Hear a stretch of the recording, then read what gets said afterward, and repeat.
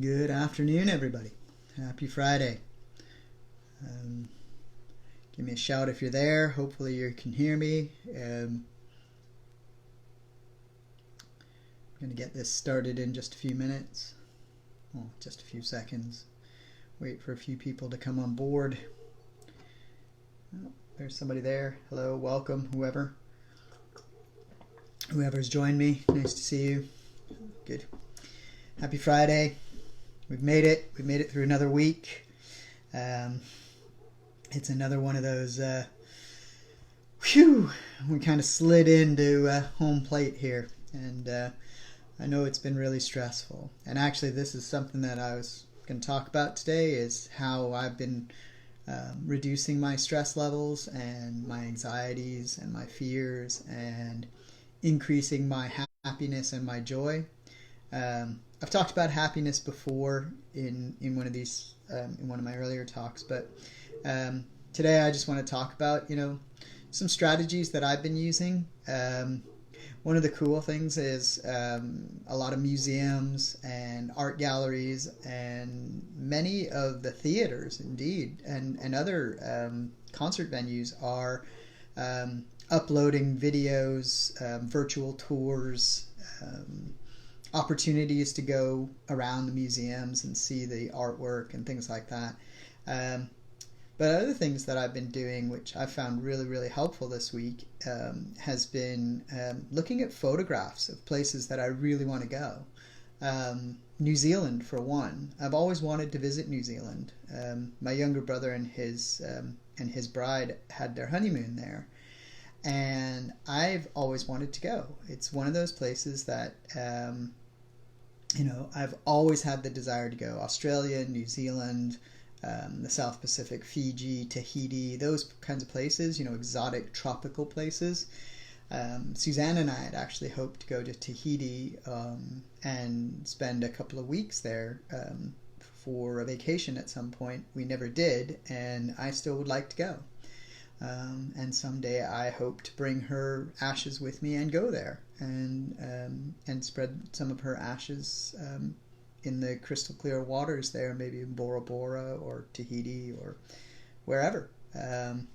But I've been looking at photographs online. I've been doing some searching, and I've been looking for beautiful photographs of tropical islands, of beaches in New Zealand and Australia, the coral reef, the Great Barrier Reef in Australia, which I'd love to see before it's gone. Waterfalls, some of the biggest waterfalls in the world that I'd like to see. And funny enough, one of the questions that Christy and I were talking about last week was, if you only had 1 year to live, if you knew that in 12 months you were going to die, what would you do? And not jokingly, but seriously, I said I would like to go see all of these places. I mean, that would be my, my goal. I'd love to have my loved ones with me to go do that, to see them with me, because I would love to share that experience with other people. But the reality is that, it's a lot harder than that. And it's obviously pie in the sky because, nobody's pointed a finger at me and says, you're going to die in 1 year. But the reality is that, this is something that I've thought about and I've been contemplating this week is, why didn't Suzanne and I go to, these places? Why didn't we at least, try? And there's lots of reasons behind it. We had children, we had young children, we had limited funds and resources and time off and, all sorts of things. But, did we know that Suzanne was going to die? Did I know that, I am going to die someday? Yeah, of course I do. We all do. Yet we end up being slaves to a system that, that doesn't really reward us, in ways that we as human beings really want in terms of happiness. They say money can't buy you happiness, but it can certainly buy you trips to places that you want to go.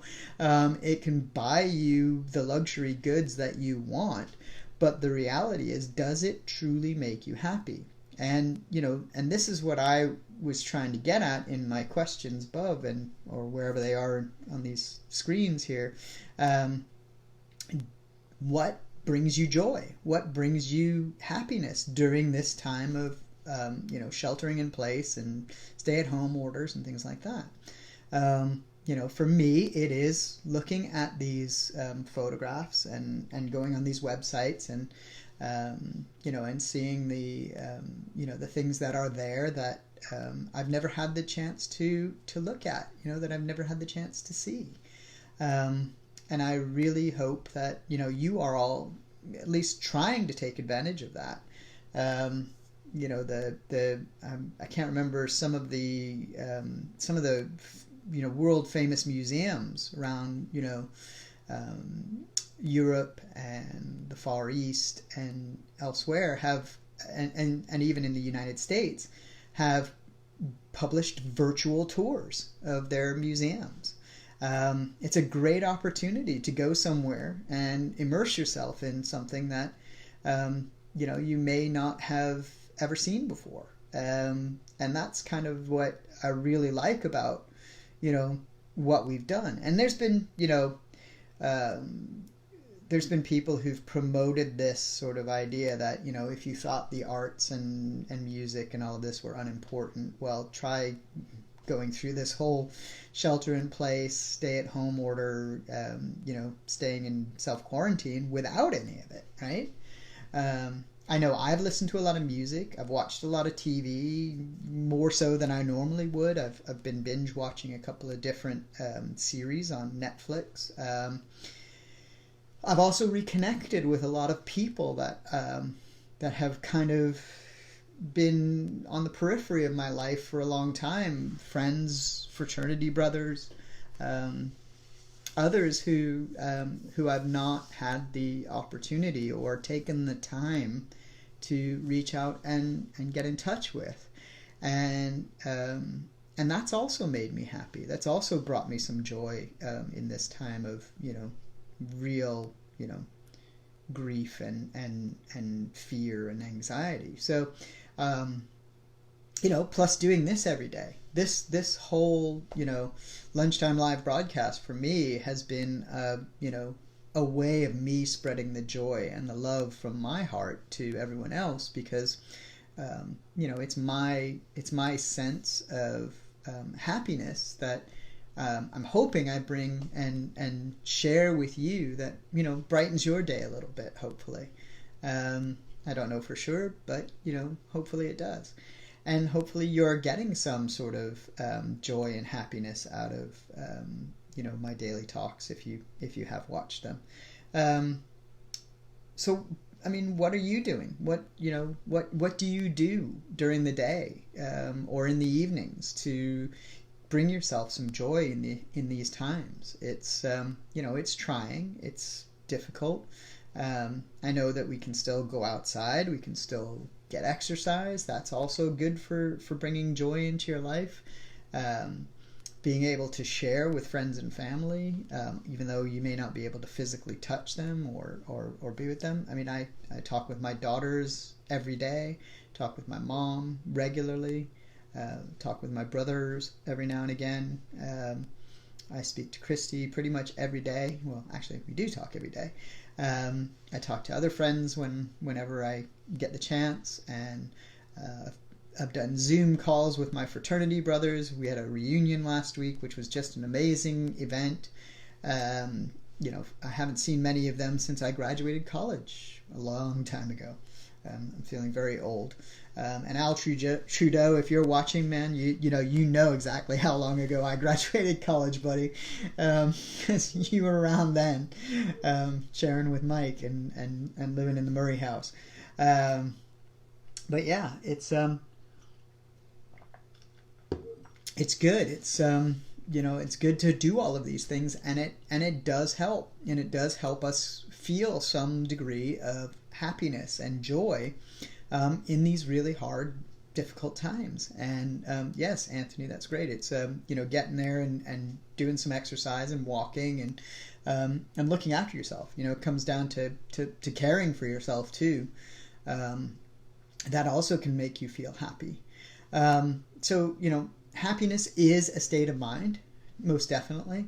And it's something, and joy is it's fleeting. It's not something that you can just hold on to and always have, right? It's almost like an aspiration in many ways. You can have moments where you are, content and happy, and stay in those moments for, as long as possible. And sometimes, it's difficult to retain that sense of joy and happiness. But it is possible, and it is possible to be, happy even in the time of COVID, or the Rona, as a lot of people are calling it these days. So happiness in the time of the Rona. I mean, that's kind of where, I was hoping to talk today. And I have talked about happiness before, but I wanted to bring it up again because there's other things that, as we go further into this shelter in place, and like I said, it looks like we're going to be sheltering in place, certainly in California, until at least May 15th, so just under another month. There are things that we can do to to bring ourselves joy, and to try and instill a sense of contentment and happiness in ourselves. And again, this comes back to our control of our feelings and our emotions, which we do have control over. Sometimes we feel overwhelmed and we can't, or we have a wave of grief, or a wave of euphoria, or whatever. But we can actually control our feelings and emotions if we know how to talk about them and how to address them. And what they actually are, if we can identify them, right? That's the hardest bit. Sometimes we struggle to identify our emotions and our feelings because, let's be frank about it, we don't always recognize what it is that we're feeling. But if we can sense that, if we can just get a sense of what it is that we're feeling within ourselves, right, in our bodies, then we can actually identify what that feeling is and what the underlying cause of it is. So if it's grief, or if it's happiness, or if it's fear or anxiety, we can actually identify that, find the underlying cause of it, and look at ways to address that and mitigate it in ourselves, or increase it if it's happiness and joy. And so that's why, today I was talking about, what brings you guys joy. Anybody who wants to pipe in, please feel free. Tell me what you're doing that's bringing you some joy in this time of the COVID. It's basically a situation where we are stuck in. We're hampered from doing things that that we think we want to be doing. So it's giving us pause to kind of identify and choose to do other things. And again, it's choice. It's sensation. It's feeling. It's emotion. It's dealing with the internalization of whatever emotions and feelings you may have, and then identifying that and really going with it, flowing with it if you can. And sometimes you have to ride out the unhappiness, right, before you can find any of the happiness and joy. Anthony, it's still very early in the grief process for you. And yeah, Marty, thank you. Yeah, reaching out and connecting with old friends. I mean, I'm glad you brought that up, because you are one of those old friends of mine that I really enjoyed connecting with a couple, last week when we got on the fraternity call. Us fraternity brothers it was just amazing to see all those faces, and and see how everybody was doing, and hear everybody's stories and things like that. But coming back to your comment there, Anthony, yeah, I understand, but I don't I don't want to discourage you, but I really do think that it is a reasonable goal. Please don't get me wrong, and I'm not trying to hurt your feelings or anything, but I think it does get better, Anthony. It does. Your grief is so fresh and so raw still, brother. It's I get it, but it does get better. It will. It's a longer process than maybe you think, but it does. And I think here in this time, things like I've been talking about, maybe visiting museums virtually, like the Smithsonian. I think the Smithsonian is one of the ones that you can go online and see. There's a few in Europe. I can't remember exactly which ones. And there's a lot of libraries that have offered, books and other things for loan online. It's a really, really great opportunity to find out what actually, like I say, brings you joy, brings you happiness. And like I said, it's a sensation, it's a feeling. And it is identifiable. It is something that you can sit with. And one of the things that I was going to talk about, and actually today's topic was going to be about visioning and being a visionary. And the thing is that that's sometimes being confused with these grand visionaries like, I don't know, what's his name, Elon Musk or Richard Branson, right? They're considered visionary people, but the reality is that we're all visionary people. We all like to have these visions of ourselves in perfect environments and perfect situations, and what we feel and what we think are perfect environments and perfect situations. And we can envisage that and envision that in our own minds, right? We can dive deep and really see ourselves in a really positive way, and in the most the ideal scenario that we ever want to be in, right?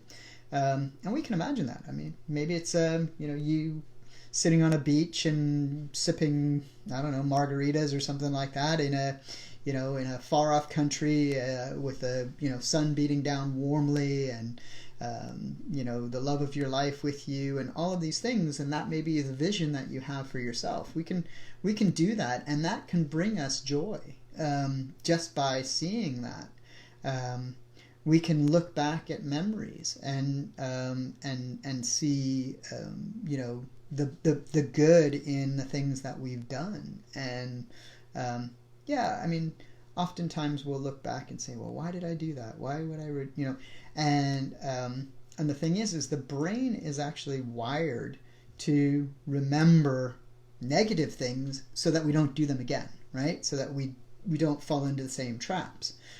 So oftentimes we forget a lot of the positive things because, well, it was fine. We just did that. It was just something that we did. That's the way our brains work. So sitting and even just thinking and meditating. Hey, Stephen, thank you for joining me. Nice to see you. Thanks for coming in. And just enjoying the moment, right? Where you're sitting and you're thinking about something that you enjoyed, right? In that, whatever time it may have been. And then, projecting that in some way into the future or into your own self, helps you to realize or remember what brought you joy in that moment. All right, Scott. Yeah, awesome. I'd love to see that. Yes, for sure. Love to see you. So the idea here is, is that, we can take that feeling, that sense of joy, of happiness that we get from remembering something or from our vision of the future and what, will really bring us joy, and bring that into this very moment and sit with that and kind of think to ourselves, well, what is it that really brings me joy in this moment? What is it that really will help me be happy right now? And it's taking that, and for me, like I say, I've been looking at photographs of the beaches in New Zealand, the beaches in Tahiti. I've actually looked at those giant statues on Easter Island because I'd love to go see those. I really would. I mean, I don't know why. They're just big statues. What the heck? But yeah, I'd love to go see that. I'd love to actually experience that in real life, right? And you can see, I mean, I'm smiling when I say it because it's true. It brings me happiness. It brings me joy. To think about the opportunity to go and see them. But for now, because I can't go anywhere anyway, I'm just enjoying seeing the photographs of them on the internet and, and having these virtual tours of, museums at my disposal, and also being able to, if I want to, go watch a play. I guess Shakespeare's Globe in London is now putting Shakespeare plays online. I mean, if you're into that sort of thing, then it's a brilliant opportunity to just go and watch something and get lost in the words and the scenery and the environment. And, that's always going to be a way, I'm not talking about escapism here. I'm talking about things that actually truly bring you joy in your life, and sitting with those and taking those moments to just immerse yourself in that moment of happiness or that moment of joy that makes you feel what you want to feel, right? You get those endorphins racing, and and kick off the happy chemicals in your brain by enjoying the moment and by being in the moment. And that's really, I guess, what it comes down to. And I actually, I was talking to Christy earlier, and I started reading a book, and it's something that I haven't read since I was a teen, and I wasn't sure whether it was something that I should do. But it's talking about relationship with God and all of this other stuff. So not really my thing right now, and not really something that is resonating with me. But I was looking at it and I was thinking to myself, as I started reading it, is this going to bring me joy? If I read this book, will I be happy reading it? Or is it just going to make me miserable, feel more, feel worse than, about being cooped up or, sheltering in place or whatnot? But ultimately the decision was, I'm actually not going to read it right now. It's not something that I want to read right now because I really feel like it's gonna, it's one of these things that I'm probably going to end up disagreeing with the outcomes, the conclusions that it comes to, if I remember it correctly, and I'm also not going to enjoy it. So while I'm sheltering in place, while I'm doing all of this, I'm going to carry on doing the things that I, like I say, as much as I possibly can. And I'm obviously talking about outside of your work hours, your work environment, etc. Do the things that bring you joy, right? If it's, spending time with your pets, if you've got them, spending time with your kids, if you've got them, your friends, online, get on Zoom calls. I mean, it would be just amazing to, like I did, had a huge, I think there were 31 of us on this one Zoom call. And it was amazing. We each, just took a couple of minutes and said some things about, what we've been doing and what we're grateful for. And again, that's another thing that helps with happiness and joy is, and we talked about it the other day, gratitude, an attitude of gratitude, as they say. And I know that's a platitude. Haha. Gosh, that all rhymes. But yeah, gratitude actually is helpful for building not just resilience, but your ability to understand what brings you happiness and joyfulness in your life. And, oftentimes, particularly when we're, when we're suffering from grief, or we're in a really difficult situation like we are now, where there's so much uncertainty, there's so much fear, there's so much anxiety.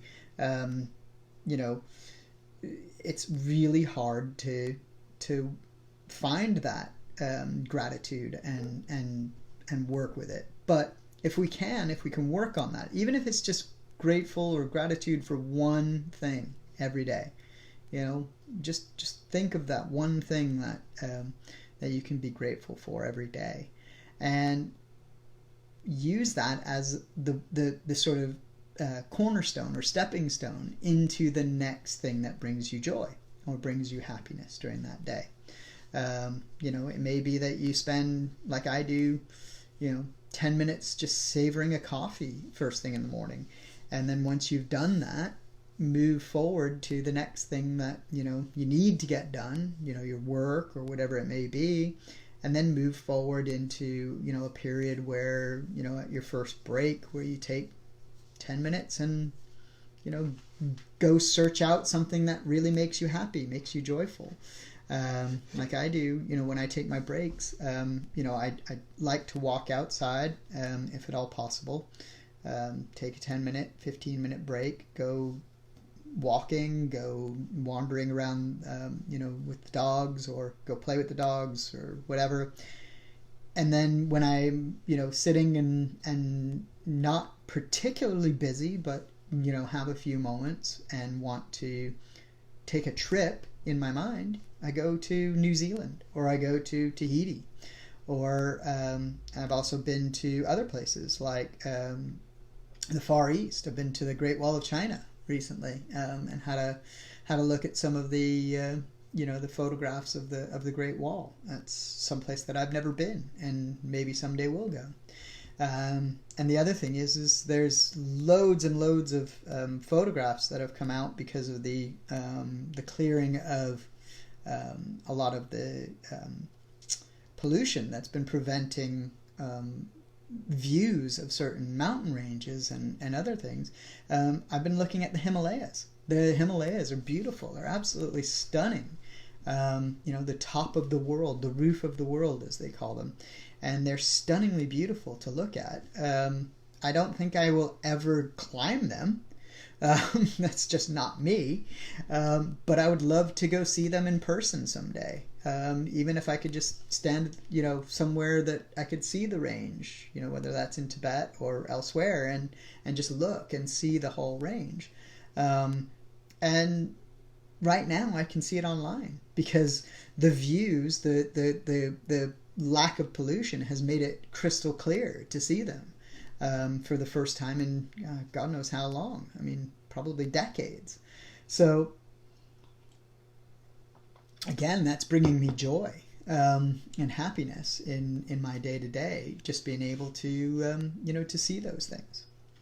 So anyway, I'm coming up to the end of my my last talk for this week. I do really, really appreciate everybody coming and joining. Hey, Hugh, gosh, it's getting late over there in the UK. Hope everything's good over there. So please join me again next week. I've got a range of other topics that I'm going to be looking at. I'm working on them diligently to try and come up with some more. So, yep, there's my list. I don't know if you've seen it all, but I've got a few. And one thing that I wanted to just kind of finish off with is actually it's something that I read earlier today, and that is, if you're looking to try and build the happiness and joyfulness muscle, there is a way, and it is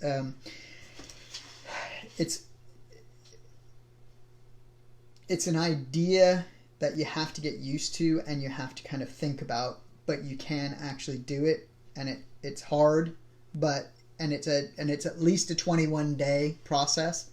But if you stop being scared of what could go wrong in life, right, and start being positive about what could go right, that can really shift your mind in terms of being able to sense more joy and more happiness. if you think things are going to go right, then you will be happier and more joyful. If you think they're going to be going wrong, then you're going to feel a little bit more fearful and more anxious. It's just the nature of the human brain. So I'll leave you with that thought. Happy Friday. Enjoy the rest of your Friday afternoon, where if you're here in the US, your Friday night if you're in Europe, and I don't know where else you might be, but wherever you are, enjoy your Friday or your Saturday, enjoy your weekend. And join me again, please, Monday at 12 p.m. Pacific, and we will do the next week while we're here in self-quarantine, in splendid isolation, and I will look forward to seeing you again, sitting with you, having a chat. Please join me again on Monday. I'll look forward to seeing you then. Take care, everybody. Have a great weekend.